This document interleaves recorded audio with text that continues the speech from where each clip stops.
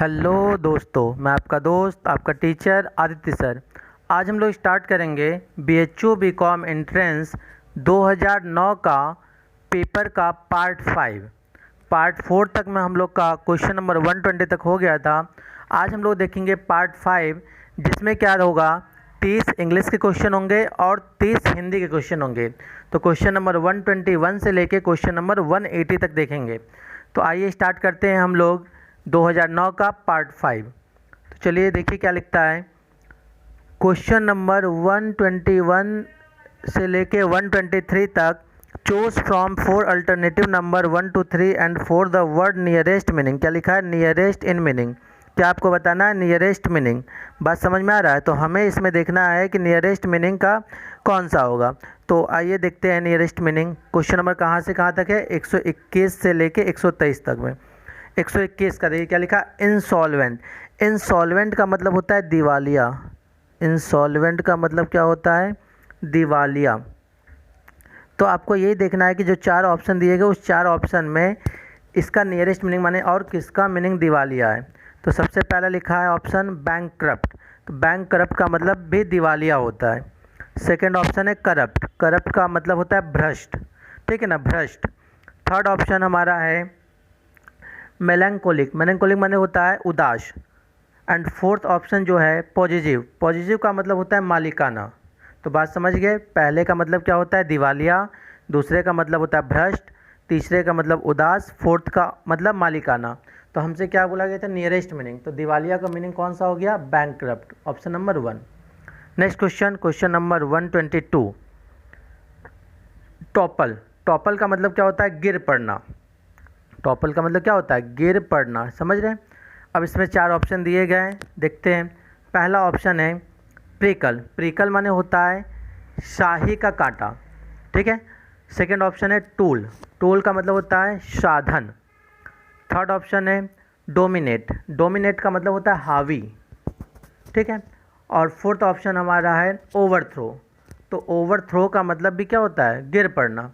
तो बताइए जरा कौन सा ऑप्शन हो जाएगा 122 का? Option number 4। क्वेश्चन नंबर 123 क्या लिखता है? रक्ष। रक्ष का मतलब होता है हंगामा। इसका मतलब क्या होता है? हंगामा। समझ रहे हैं? चलिए 4 ऑप्शन देखिए। पहला ऑप्शन है रिडम्पशन। रिडम्पशन का मतलब होता है शोधन। शोधन मीन्स पेमेंट करना। सेकंड ऑप्शन है कॉमोशन। कॉमोशन माने होता है हल्ला गुल्ला, ठीक। थर्ड ऑप्शन है प्लेजर।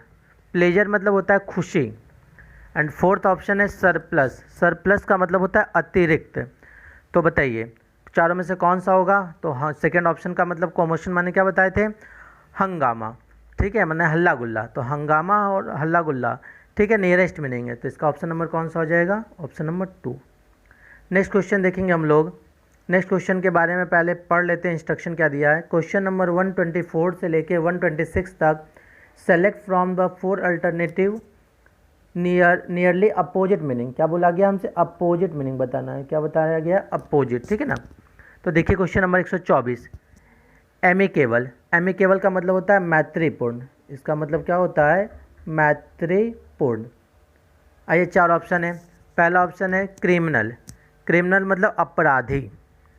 सेकंड ऑप्शन है कॉम्पनसेटरी माने प्रतिपूरक। थर्ड ऑप्शन है एक्सपीरियंस्ड माने अनुभव। फोर्थ ऑप्शन है अनफ्रेंडली। अनफ्रेंडली माने होता है अमित्र। और हमसे यहाँ नियरेस्ट मीनिंग नहीं पूछा गया है, क्या पूछा गया? अपोजिट। तो एमिकेबल का अपोजिट क्या हो जाएगा हमारा? Unfriendly, option number 4। Question number 125 देखिए अब। 125 कुरेश्री। कुरेश्री का मतलब क्या होता है हमारा? सतही। क्या होता है? सतही, सतही, सतही, ठीक है। पहला ऑप्शन का मतलब क्या होता है? असावधान। सेकेंड ऑप्शन का मतलब होता है तार तार, ठीक है। थर्ड ऑप्शन का मतलब होता है सावधान। और जो फोर्थ ऑप्शन दिया इसका मतलब होता है अभद्र, ठीक है। तो जरा इन चारों में से कौन सा मीनिंग हो जाएगा हमारा? Option number 3। Question number 126। 126 में देखिए क्या लिखा है? कैप्रिशियस। कैप्रिशियस का मतलब होता है मनमौजी। इसका मतलब क्या होता है? मनमौजी माने अपने मन का करने वाला, उसको हम लोग क्या बोलते हैं? मनमौजी, ठीक है। पहला ऑप्शन देखिए प्रेडिकेटेबल। इसका मतलब होता है उम्मीद के मुताबिक। सेकेंड ऑप्शन का मतलब होता है उदार, थर्ड ऑप्शन का मतलब होता है राजनयिक, एंड फोर्थ ऑप्शन का मतलब होता है अस्थिर। ठीक है, तो अपोजिट हमसे पूछा गया है, तो क्या हो जाएगा ऑप्शन नंबर 1, क्योंकि मनमौजी का उल्टा क्या हो जाएगा, उम्मीद के मुताबिक। ठीक है ना, मनमौजी माने खुद से काम करने वाला, और उम्मीद के मुताबिक माने जैसा जैसा बता रहे वैसा करने वाला। समझ में आ गया होगा 126 तक। अब आगे का इंस्ट्रक्शन पढ़ते हैं। क्वेश्चन नंबर 127 से लेके 130 तक। The given sentence is divided into 3 parts, number 1, 2 and 3. One of these parts may contain an error. Select the erroneous part. If you think there is no error in any part of the sentence, select option number 4, which indicates no error. मतलब बताया गया है यहाँ पे कि 4 तरीके, हमें जो सेंटेंस दिया है इसको आपको बताना है कि कौन सा एरर है, पहला में है कि दूसरे में है कि तीसरे में। अगर कोई एरर नहीं है तो क्या चूज़ करेंगे, फोर्थ। तो देखिए 127 पढ़िए क्या लिखता है। पहला में लिखा है सी नॉट ओनली सिंग्स, सेकंड में लिखा है लाइक एन एंजल, थर्ड लिखा है but also dance divinely, and fourth है नो एरर। ठीक है, तो इसमें कौन सा हो जाएगा, ऑप्शन नंबर 3, मतलब ये थर्ड वाला हो जाएगा। ठीक है, question number 128, expect not quick results when you start learning a language, no error, तो क्या हो जाएगा पहला। Question number 129, I don't speak good French but I can make myself understand, फिर नो एरर, तो इसका क्या हो जाएगा थर्ड, नो अंडरस्टैंड। ठीक है, question number 130, I liked there for 6 years, ये तो सही लिखा है। But I never really felt, ये भी सही है। इट वाज माई होम, ये भी सही है, इसमें कोई एरर नहीं है, तो क्या हो जाएगा फोर्थ वाला। ठीक है, क्वेश्चन नंबर 131, क्या लिखता है, select from the 4 alternatives the correct word to fill in the blanks in the given sentence. ठीक है, 4 ऑप्शन दिए गए, उसमें से फिल इन द ब्लैंक्स आपको भरने हैं कि कौन सा फिल इन द ब्लैंक्स भराएगा। If she can't come to us we will have to go and see her, पहला ऑप्शन है सो, सेकेंड ऑप्शन है then, third option hence, fourth option then, तो इसमें क्या हो जाएगा ऑप्शन नंबर 2, THEN देन। ठीक है, question number 132, choose from the 4 options the correct preposition to fill in the blanks in the given sentence, आपको सही प्रीपोजिशन इसमें भरना है। Try to be polite dash uncle your for once, पहला option है to, second option है with, third option है at, fourth option upon, तो इसका क्या हो जाएगा option number 1।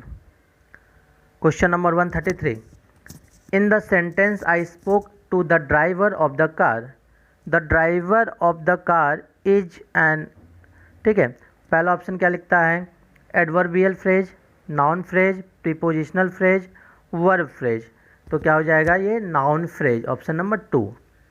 Question number 134, how many consonant sounds are there in the word next, हमसे बोला गया है जो नेक्स्ट वर्ड लिखा है NEXT, इसमें कॉन्सोनेंट साउंड कितने हैं। तो पहले तो ये समझ लीजिए वॉवेल हमारे होते हैं, पहले वॉवेल की बात करते हैं हम।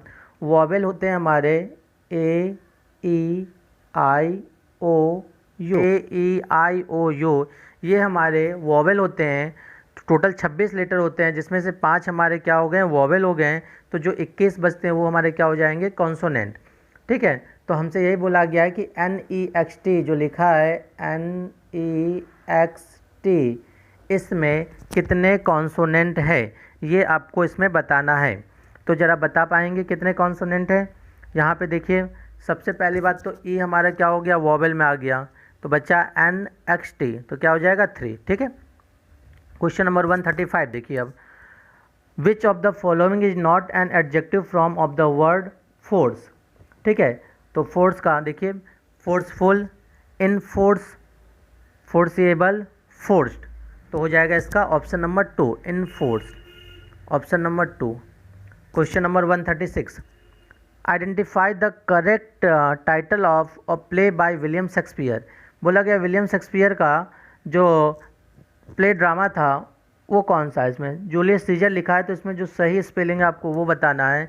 तो देख लीजिए जूलियस सीजर का कौन सा स्पेलिंग सही है, ऑप्शन नंबर 4 वाला सही है। ठीक है, क्वेश्चन नंबर 137 पे हम लोग आ गए। Identify the figure of speech in the following line, एक लाइन दिया गया है, इस लाइन में आपको फिगर ऑफ स्पीच पहचानना है, ठीक है। तो लाइन पढ़िए और इसमें देख लीजिए कौन सा फिगर ऑफ स्पीच है। 4 ऑप्शन दिए गए हैं, तो इसमें जो फिगर ऑफ स्पीच हो जाएगा वो कौन सा हो जाएगा, ऑप्शन नंबर 1 वाला, ठीक है। क्वेश्चन नंबर 138 का इंस्ट्रक्शन पहले पढ़ते हैं। 138 और 139, choose the correct meaning of the given idiom. अच्छा, idiom underline the sentence. Question number 138 देखिए क्या लिखता है।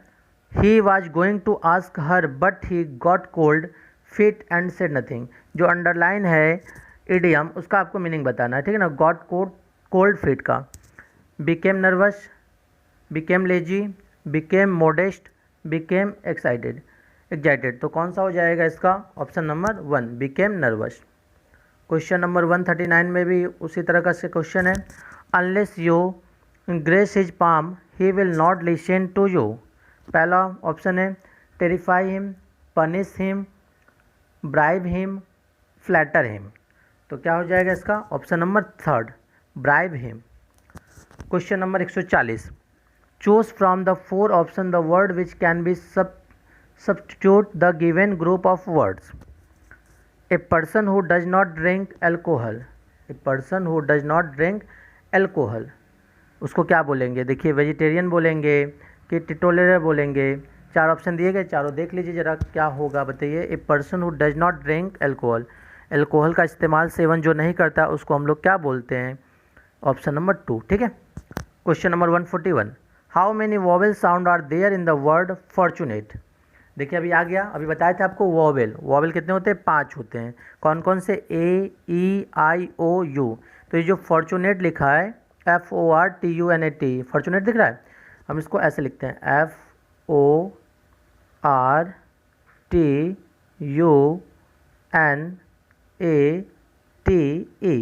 इसमें आपको बताना है कि कितने वोवेल हैं, तो ज़रा बताएंगे कितने वोवेल हैं।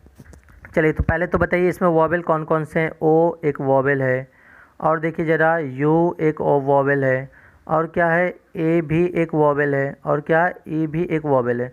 तो कितने वोवेल इसमें हो गए, 1 2 3 4, कितने वोवेल हो गए, ठीक है। अगला क्वेश्चन देखिए, question number 142, which of the following sentence is incorrect. 4 sentence दिए गए हैं, इसमें से क्या बताना है हमको, जो इनकरेक्ट है वो बताना है। पहला ऑप्शन दिया है hardly had I arrived when trouble started. Second option है the milk was so good that we could not stop drinking it, ये भी सही है। Third option I was very pleased indeed to hear from you, ये भी सही है। Fourth option I will be at the office between 9 to 11, ये वाला सेंटेंस गलत है, ऑप्शन नंबर 4। नेक्स्ट क्वेश्चन देखिए क्या लिखता है, क्वेश्चन नंबर 143 से 144, in the following question a word has spelled in 4 different way, one of which is correct, choose the correctly spelled word। अच्छा, आपको क्वेश्चन नंबर 143 144 में क्या करेगा, स्पेलिंग दिया हुआ है, उसमें से क्या है, एक सही है, वन विच इज करेक्ट, हाँ एक सही है और सब गलत है। तो आपको बताना है कि कौन सा स्पेलिंग सही है। तो देख लीजिए ज़रा, 4 ऑप्शन दिख रहा होगा 143 में आप लोग को, इसमें से कौन सा सही है ये पूछा गया है। तो इसमें जो हो जाएगा ऑप्शन नंबर 4 सही है। क्वेश्चन नंबर 144 भी ऐसे ही पढ़ लीजिए, 4 ऑप्शन दिख रहा है आपको इस चारों में से कौन सा सही है, option number 1। Question number 145, identify the English poet who is not considered as one of the figures in the romantic movement. 4 option दिए गए हैं, John Keats, William Wordsworth, John Dryden, PB Shelley. तो कौन सा हो जाएगा इसमें, John Dryden, option number 3। Question number 146, name the part of speech of the English word partial in the follow sentence. It was only a partial solution to the problem. Noun है कि verb है कि adjective है कि adverb है, इसमें आपको बताना है। तो ये क्या है हमारा, adjective, option number 3। Question number 147, identify the English poet who compose the following line.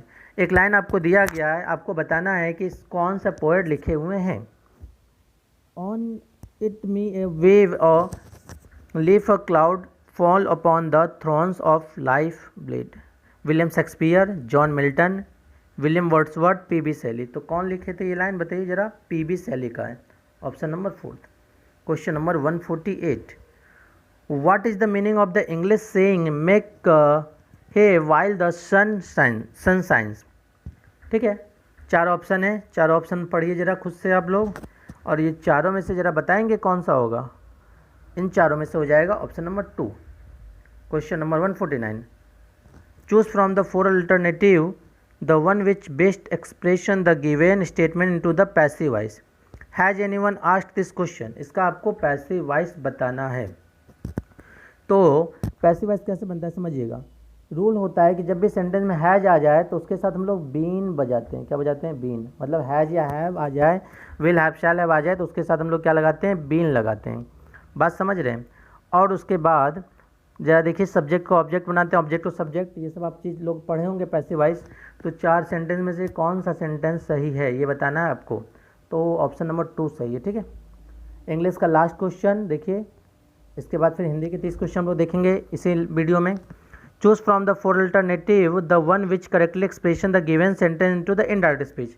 आपको डायरेक्ट सेंटेंस दिया है, इनडायरेक्ट बनाना है आपको। ठीक है ना। The doctor asked the patient, comma inverted comma, do you smoke. इसका आपको क्या बनाना है? इनडायरेक्ट स्पीच बनाना है। तो जब भी क्वेश्चन पूछा जाता है तो वहाँ पे हम लोग कॉमा इन्वर्टेड कॉमा को हटा के इफ़ या वेदर लगाते थे। ठीक है ना, बात समझ रहे हैं। उसके बाद जब भी सेंटेंस प्रेजेंट इंडेफिनिट में हो, प्रेजेंट इंडेफिनिट में हो तो हमें क्या बनाना चाहिए? उसका पास्ट इंडेफिनिट कर देना चाहिए। डायरेक्ट इनडायरेक्ट बनाते समय हमें ये ध्यान रखना होता है कि present indefinite change into past indefinite होता है। तो चार ऑप्शन दिए गए हैं, इसमें से देख लीजिए कौन सा होगा। ऑप्शन नंबर क्या होगा? 1, एकदम सही। इस तरह से हमारा इंग्लिश के 30 क्वेश्चन कंप्लीट हो गए। अब हम लोग देखेंगे हिंदी के 30 क्वेश्चन। तो ज़्यादा समय न लगाते हुए फट से बताते हैं। पंचवटी के रचयिता का नाम निम्न विकल्प में से चुनिए। बताना है आपको कि पंचवटी के रचयिता कौन है। चार ऑप्शन दिए गए हैं, चारों पढ़ लीजिए। इसमें से आप बताइए कि पंचवटी के रचयिता कौन है। तो मैथिली शरण गुप्त, पंचवटी के लेखक के नाम क्या है? मैथिली शरण गुप्त। क्वेश्चन नंबर 152 देखिए, जयशंकर प्रसाद की रचना का नाम है। साकेत, दीपशिखा, सेवा सदन, कामायनी। इन चारों में से आपको बताना है कि जयशंकर प्रसाद की कौन सी रचना है। तो ये वेरी इंपॉर्टेंट क्वेश्चन है कि जयशंकर प्रसाद की जो रचना है वो कामायनी है। ठीक है ना, आप लोग पढ़े भी होंगे। क्वेश्चन नंबर 153, हिंदी साहित्य के किस काल को स्वर्ण युग की संज्ञा दी जाती है। तो आप सभी को पता है कि भक्ति काल को ही क्या नाम दिया गया? स्वर्ण युग। भक्ति काल का ही दूसरा नाम क्या है? स्वर्ण युग। तो कौन सा ऑप्शन हो जाएगा? Option number 2। क्वेश्चन नंबर 154, बसो मेरे नैनन में नंदलाल, मोहनी मूर्ति सावरी सूरत, नैमा बने विशाल, किसकी पंक्ति है? मीराबाई की, रशखान का, सूरदास का कि नंददास का। तो ज़रा बताइए किसका है? मीरा जी का है। Option number 1। क्वेश्चन नंबर 155, अष्टछाप के कवि नहीं है। ध्यान समझिएगा, क्या पूछ दिया? नहीं है, अष्टछाप के कवि नहीं है। अष्टछाप नाम समझ में आ रहा है? अष्टछाप में 8 कवि थे। कितने कवि थे? 8 कवि। तो ज़रा आप लोग अपना अपना कॉपी निकाल लीजिए, क्योंकि आप लोग तभी वीडियो देख रहे हैं तो कॉपी तो निकाल के बैठे नहीं होंगे। तो कॉपी निकाल लीजिए और हम पहले आपको बता देते हैं कि अष्टछाप में कौन कौन से कवि आते हैं। तो जैसे ही हम 8 का नाम बताएंगे तो आपको समझ में आ जाएगा कि इसमें से कौन जो नहीं है वो पता चल जाएगा। तो चलिए, कॉपी निकाल लिए होंगे उम्मीद है। तो देखिए, अष्टछाप के जो कवि हैं उसमें पहला नाम आता है कुंभन दास। ठीक है, सेकंड सूरदास, थर्ड कृष्णा दास, फोर्थ परमानंद दास, फिफ्थ गोविंद स्वामी, सिक्स्थ चित्त स्वामी, सेवंथ नंददास और एट्थ चतुर्भुज दास। एक बार फिर से रिपीट कर दे रहे हैं, फट से लिख लीजिए। कुंभन दास, सूरदास, कृष्णा दास, परमानंद दास, गोविंद स्वामी, चित्त स्वामी, नंददास, चतुर्भुज दास। तो ये 8 जो हैं वो अष्टछाप की कवि हैं। लेकिन हमारे क्वेश्चन में क्या पूछा था? अष्टछाप की कवि नहीं है। तो जरा बताइए, पहला ऑप्शन है कृष्णदास, तो ये है कि नहीं बताइए? ये तो है। दूसरा है सूरदास, ये भी हैं। थर्ड है रैदास, रैदास नहीं थे। तो क्या हो जाएगा? 155 का option number 3। Question number 156, Chandrakanta किसका लिखा उपन्यास है? भगवती चरण वर्मा जी का, इलानचंद्र जोशी का, देवकी नंदन खत्री का, गंगा प्रसाद विमल का। तो चंद्रकांता जो है वो देवकी नंदन खत्री द्वारा लिखा गया है, उपन्यास है। यह जो चंद्रकांता है यह लेखक का पहला उपन्यास था। मतलब यह देवकी नंदन खत्री का पहला उपन्यास था। यह उपन्यास इतना अधिक लोकप्रिय हुआ और तब इसके पढ़ने के लिए बहुत लोगों ने देवनागरी अर्थात हिंदी भाषा सीखी थी। यह तिलस्मी और एरी पर आधारित है और इसका नाम जो है, जो चंद्रकांता है, वो नायिका के नाम पर रखा गया था। ठीक है। क्वेश्चन नंबर 157, चंद्रगुप्त किसका लिखा नाटक है? जयशंकर प्रसाद जी का, डॉक्टर रामकुमार वर्मा जी का, विष्णु प्रभाकर का, मोहन राकेश का। तो चंद्रगुप्त जो है, सबसे पहले ये समझिए चंद्रगुप्त कब लिखा गया था, ये भी आपके एग्जाम में आ सकता है। तो चंद्रगुप्त जो है 1931 में रचित हिंदी के प्रसिद्ध नाटककार जयशंकर प्रसाद का प्रमुख नाटक है। इसमें विदेशियों से भारत का संघर्ष और उस संघर्ष में भारत की विजय की थीम उठाई गई है। क्लियर हो गया। क्वेश्चन नंबर 158, नरेश का पर्यायवाची शब्द है। आपको बताना है इसमें से नरेश का पर्यायवाची कौन है। 4 ऑप्शन दिए गए हैं। तो नरेश मतलब समझते हैं एक तरह से राजा। राजा का क्या होता है? भूप। ऑप्शन नंबर कौन सा? 2। क्वेश्चन नंबर 159, कमल का पर्यायवाची शब्द है। सलिल, अम्बुद, कुल, अरविंद। तो ये आसान सा क्वेश्चन है, आप खुद से बताएंगे और कमेंट बॉक्स में ज़रूर बताइएगा कि इसका आंसर क्या होगा। क्वेश्चन नंबर 160, शुद्ध चयन शब्द का चयन कीजिए।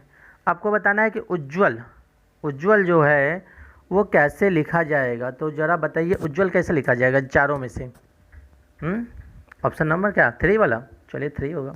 क्वेश्चन नंबर 161, शुद्ध शब्द का चयन कीजिए। इसमें बोला गया उदंड कैसे लिखा जाएगा? उदंड। Option number 1। क्वेश्चन नंबर 162, आकाश का विलोम। तो सिंपल सा क्वेश्चन है, आकाश का विलोम क्या होता है? पाताल। क्वेश्चन नंबर 163, शयन का विलोम। शयन माने क्या होता है? सोना। तो सोना क्या होगा? जागरण। कुछ लोग रात में करते हैं जागरण। तो ऑप्शन नंबर 4। ठीक है। ये सब सिंपल सा क्वेश्चन है, इसलिए इस पर ज़्यादा समय आपका नहीं लगाएंगे हम। क्वेश्चन नंबर 164, उन्नति का शुद्ध संधि विच्छेद कीजिए। पढ़ लीजिए 4 ऑप्शन। चारों ऑप्शन में से कौन सा आपको लग रहा है उन्नति का होगा? तो कैसा होगा बताइए। Option number 2। क्वेश्चन नंबर 165, निश्चय का शुद्ध संधि विच्छेद क्या होगा? निश्चय का। 4 ऑप्शन देख लीजिए जरा, चारों में से कौन सा लग रहा है आपको? चौथा। ठीक। क्वेश्चन नंबर 166, जहाँ पहुँचा ना जा सके।